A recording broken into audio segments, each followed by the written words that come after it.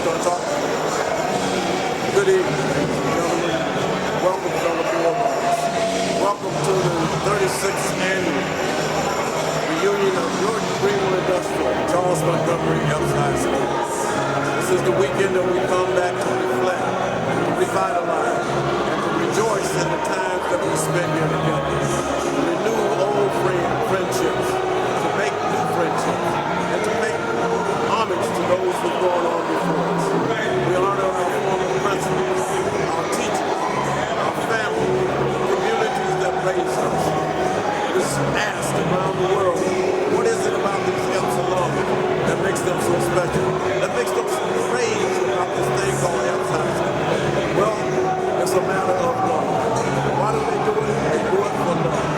Love of the people who have gone on before, the ones who entrusted us, the ones who saw something in us that we couldn't see in ourselves. It is the foundation that has taken us far-flung areas of the world. This little school that has produced doctors, lawyers, chemists, PhDs, MDs, good old American people, military officers, and many who have given the best that they have for this country, many who are still working in the vineyard here in Greenville and throughout the state of North Carolina and around the world. So I say, welcome home, welcome home, welcome home.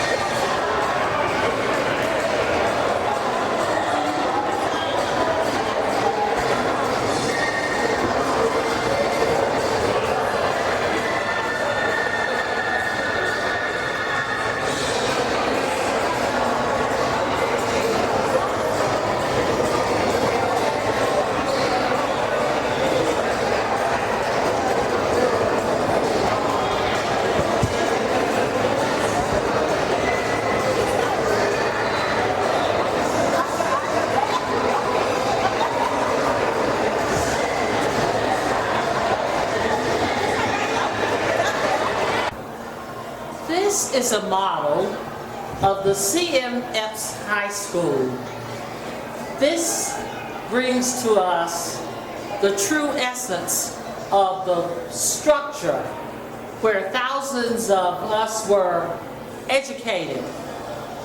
This is the front of our school that faced 5th Street. And of course, the back, there were classes, and it faced the gym, the band room, and a suite of 5th grade classes. This model, we're grateful to Warren Otterbridge, the class of 1955, developed this model, and others through the years have helped to enhance it. But it gives to everyone the true essence of what the C.M. Eppes High School looked like. One of the things on the front of our lawn now is the archway. About 3 years ago, the city of Greenville did a wonderful collaborative effort to enhance West 5th Street and the Thomas Foreman Park. And so this brick archway is now in the front where the exact front of the school was lodged. We had a brick campaign and individuals could purchase bricks. But this is the model of the school from years and years ago.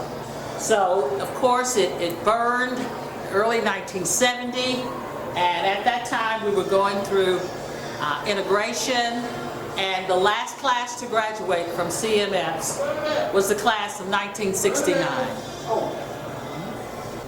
This bus was donated by Charles Showers.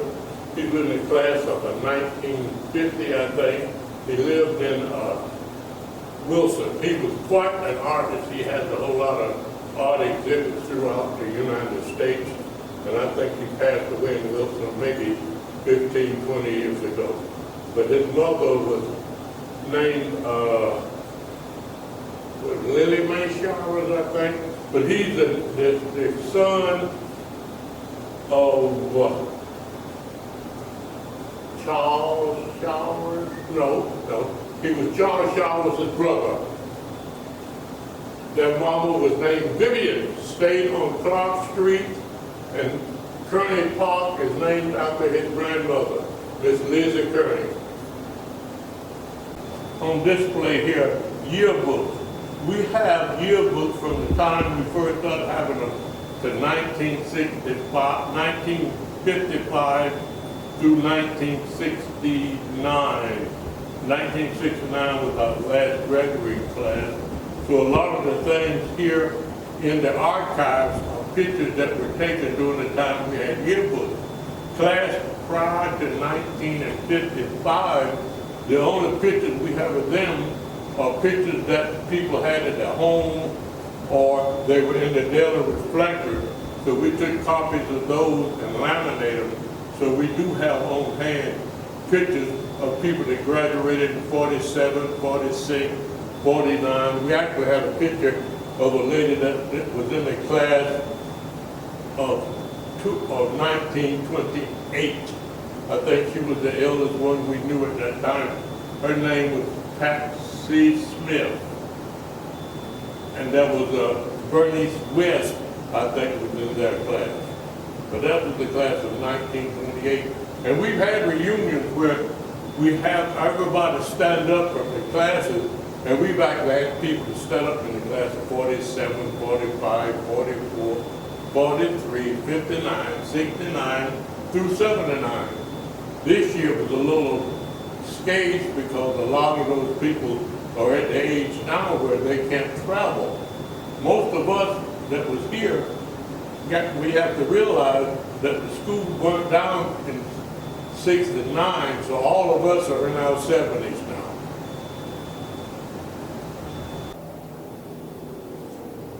What you see ahead is the picture of the school as it looked in 1957.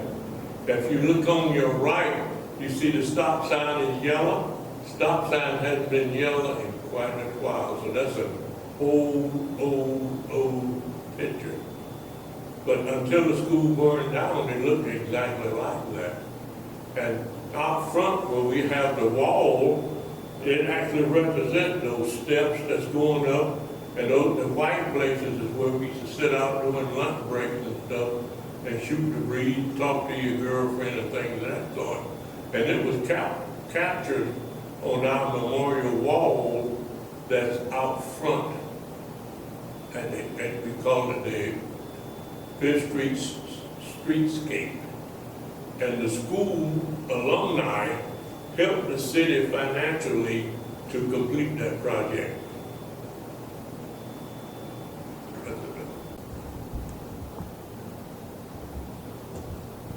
Next to her right is Mrs. Graves. She was a 12th grade teacher. Her and Dr. Graves, the dentist, was married. Miss Thompson to the left was Dr. Graves' sister. To the right of Mrs. Graves is Miss Selena Davenport. She was Professor Davenport's wife, plus she was our Glee Club teacher, and she taught French. We had people to go to the universities all around the world And when they had to take French, they were told that they had the best background that they've ever run across for high schoolers coming to college to take French. The lady on the far right is Mrs. Olga Battle Myers. She was a resident of Wilson before she came in to teach in 1928, I think. And she taught English very well. Most of us was able to travel around the world, give lecture, speech, and compete even without college because of the background that we got from her in English.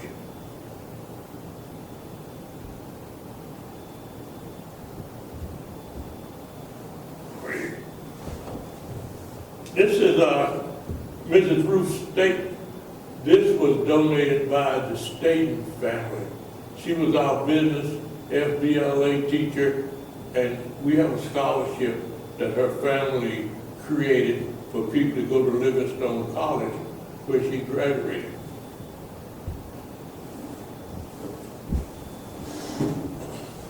Professor Wooten, band director, music, maestro, church choir director. You call it music, and he got it. Right on time. He's a graduate of Eppes. Came back in 1956 to take over the band. I think he was one of the second or third person from Greenville that Professor Eppes hired, because he always got people from out of town that he knew they were squeaky clean. There weren't any kids could find to talk about. These are our band uniforms that were preserved. The one on the left was likely worn by Mr. Wooten. The one in the middle was worn by Mr. Wooten. And we got other pictures here where you can actually see him wearing the white when John F. Kennedy came here, tried to be the elected president. We were down there in front of the Sycamore Hill Church, and they crossed the bridge coming from the airport coming into Greenville. And that white band director uniform. The blue and white uniform on the right was Dr. Melvin McClung. I think he was in the class of 61, 62, or maybe later, I can't quite recall. But he had kept his uniform, and East Carolina came in with a grant and helped preserve these uniforms. They're in a case here, but they'll be like that forever. They've been completely preserved, and they look good and be on display as long as you and I should live, which was a nice contribution by East Carolina and the city of Greenville. We found that you can get a whole lot done when you partner with people rather than be you and they or we and us and all of that. If it just becomes us instead of we and them.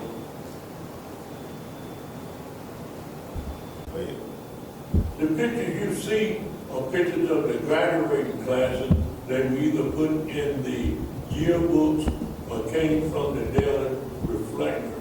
And they have been preserved in these cases by something we learned from the people that preserve things for the libraries at the University of North Carolina and East Carolina University. So they're mounted where they will not fade, and they'll be there till the end of time.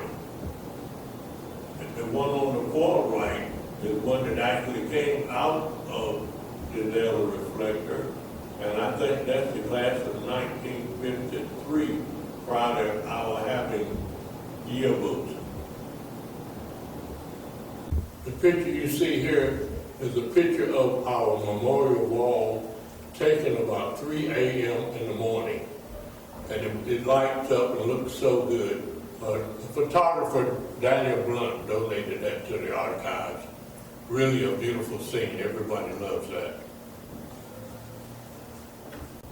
All right. This is a picture of Professor Charles Montgomery Eppes. He came to Greenville in 1903. He was a master mason and all kinds of things that would qualify him as saying he was a superb citizen as well as an educator. The next principal was W.H. Davenport. He became principal after Professor Epps died in 1949, I think. 49 or 50. And then, at any rate, he took over from Professor Epps and he stayed principal till 1960 when he passed. Professor Merle on the right became principal after Professor Davenport died, and he was the junior high school principal after the school burned. From 1969 until the school burned. He was the junior high school principal, and he transferred over to J.H. Rhodes, but after the school burned, it became the only high school, so all of the teachers went to J.H. Rhodes.